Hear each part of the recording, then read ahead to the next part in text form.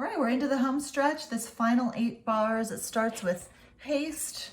So it's haste, haste to bring him laud, the babe, the son of Mary, or something like that. And this one does a similar kind of repeat where now it's going to repeat this first melody that we went to for the B where it goes up to the high note. And then it's going to complete out with the answer from the second part of the A part. So the final line on the back page really matches the fourth line.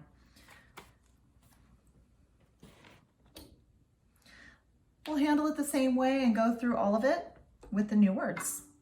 So starting off with third finger on the A string, and we've got second finger high for this accidental that's coming up, and we're going to go 3, 3, 2, 1, 2, 1 for haste, haste to.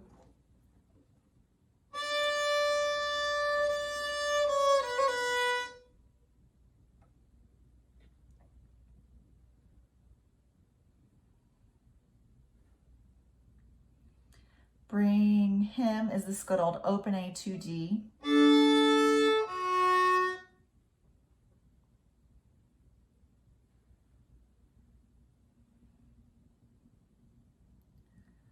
Laud, thus, open D, 1D, 2D.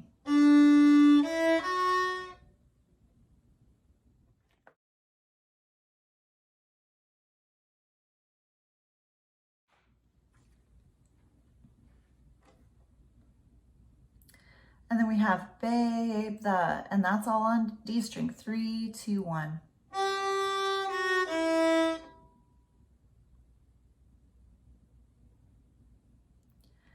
Yep, and then we have this super fun part where we need to pull our first finger low and our third finger high and say son of.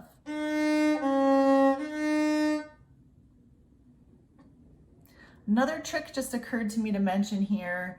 It's really helpful to have both fingers down, but it's going to be really tempting to let the third finger fall onto the D string. Use a bit of the side of the third finger to get that good bridge. See if I try to use a little onto the side, it gets that meaty pad that's just annoyingly trying to get on the D string up and off of it.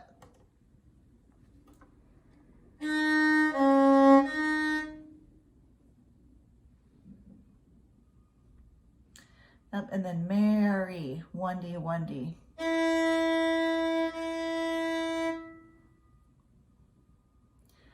Yeah, now let's pyramid down into guitar position to work on that trickiest exchange in this part, which is the low 1D and the high 3G. And let's try it this time in reverse, just as a new type of exercise to help you get into the good position for your hand that's going to help you pull that off. And let's start with first finger in the regular position on D.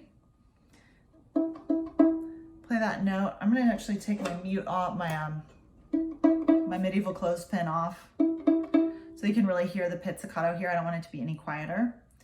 And then put your third finger in just normal position on G. There we go. And all ready to get that.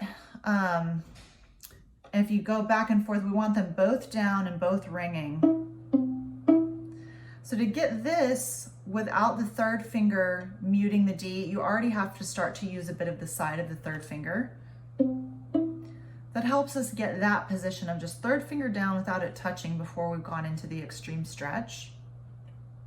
And now check your hand while you're looking at it here in guitar position. We can kind of see what's going on a bit better.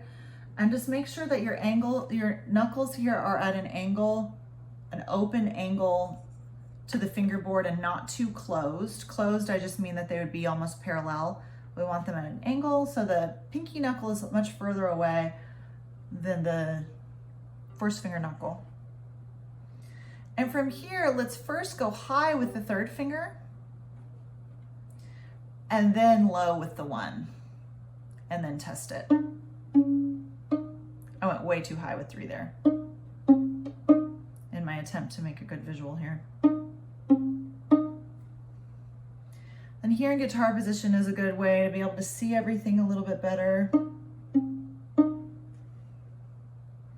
If it makes it more difficult for you for whatever reason, just because things can get weird as we move the arm around, put it back up.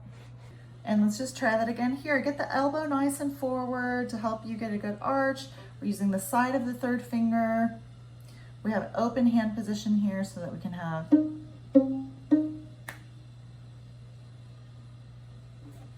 Yep, just a little recap and pyramid down from that exercise from prep, since it comes up a couple times during this tune.